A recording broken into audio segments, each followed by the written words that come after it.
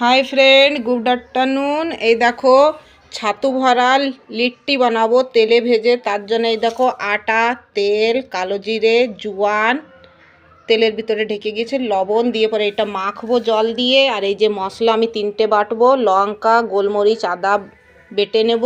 আর এই যে তৈরি করেছি ঘরের ছাতু, এটা ছোলা কিনে গুঁড়ো করে নিয়েছি, ভাজা ছোলা কিনে।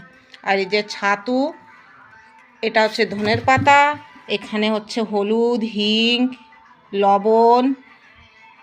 লবণটা দিইনি, লবণটা দেব। আর জোয়ান, পেঁয়াজ, আর রয়েছে লেবু টকের জন্যে, লবণটা দেব।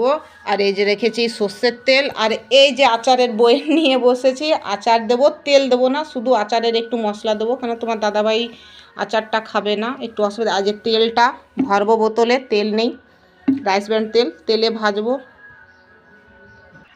চলো বন্ধুরা, দেখো আচারটা বের করে নিয়েছি, আচারের মশলা। আর একটা আচার রেখেছি আমি খাবো বলে। চলো মশলাটা বেটে নিই আবার। দেখো বন্ধুরা, আটাটা মেখেছি শক্ত করে, আর বেশি মাখবো না, সবাই করে আর আমিও করছি, আমার টিপসগুলো একটু আলাদা। চলো মশলাটা বাটি, ততক্ষণ এটা রেস্টে থেকে যাবে, এটা একটু গাটা মেলে যাবে, এর একটু ফুলে যাবে আটাটা, গাটা মেলার দরকার। চলো বেটে নিই মশলাটা। এই যে এতে লবণ দিয়ে দেবো, ছাতুতে লবণ দিইনি আমি, সেজন্য এতে লবণ দিয়ে বাটবো, বাটাটা খুব সুন্দর বাটা হবে। আর আমি সবসময় লবণ দিয়ে বাটি, যাতে বাটাটা ভালো হয়, তাড়াতাড়ি হয়ে যায়। দেখো লঙ্কা, আদা, গোলমরিচ বাটা হয়ে গেলো। আর একটু পাটা ধোয়া, দেখতে পাচ্ছ, একটু জল, এইটুকুই দেবো, আর কিছু দেবো না আমি। দেখো ছাতুটা আমার মাখানো হয়ে গেছে, এটা ঢেকে রাখবো যাতে ফুলে যায় ছাতুটা, তারপরে আমি আটাটার ভিতরে। চলো কড়াইটা আমি করে নিই। দেখো আমার গ্যাস চুলোর উপরে কিছু নেই, গ্যাসটা টানি, ইন্ডাকশানে হবে না ভালো। দেখো বন্ধুরা, আমার ছাতুটা একদম ঝরঝরে হয়ে গেছে, তাহলেই বানাবার জন্য রেডি হয়ে গেছে। আর এই যে আটাও, এই যে তেল চাপিয়ে দিয়েছি। চলো বানাই, একা একা ভিডিও করছি তো দেখাতে পারবো না কি করে ভরে বানাচ্ছি। চলো, দেখতেই পারছি বন্ধুরা কীরকম ঠেসে ঠেসে আমি ভরেছি, তাহলে কি হবে জানো, একটুও ফাটবে না। এরকম করে করে দিলে একটুও ফাটবে না। ওইটাকে একটু হালকা চ্যাপটা করে দেবো, বাস, দারুণ হয়ে যাবে।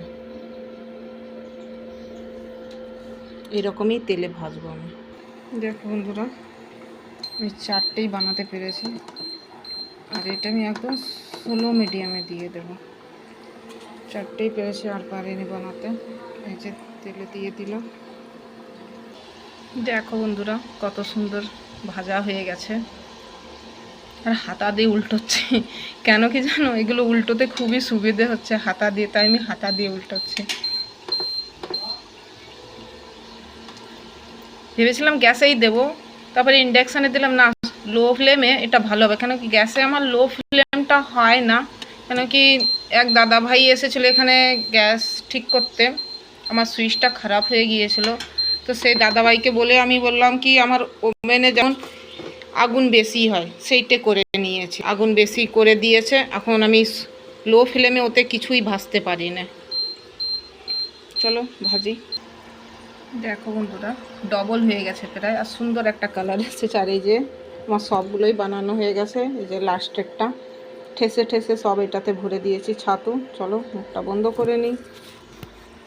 দেখো বন্ধুরা, অনেকে বলবে কি করে বুঝবো হয়ে গেছে, এই যে বোঝারই আমি সবগুলো চ্যাপটা চ্যাপটা করে দিচ্ছি, সবগুলো চ্যাপটা চ্যাপটা করে তেলে দেবো। যখন এগুলো হয়ে যাবে তখন এটা ফুলে গোল হয়ে যাবে, এইটার মতন। দেখেছো কেমন গোল হয়ে গেছে, সেই গরম এরকম গোল গোল হয়ে যাবে। ফাইনালি আমার কচুরিগুলো হয়ে গেল, বাস এবারে নামা করা।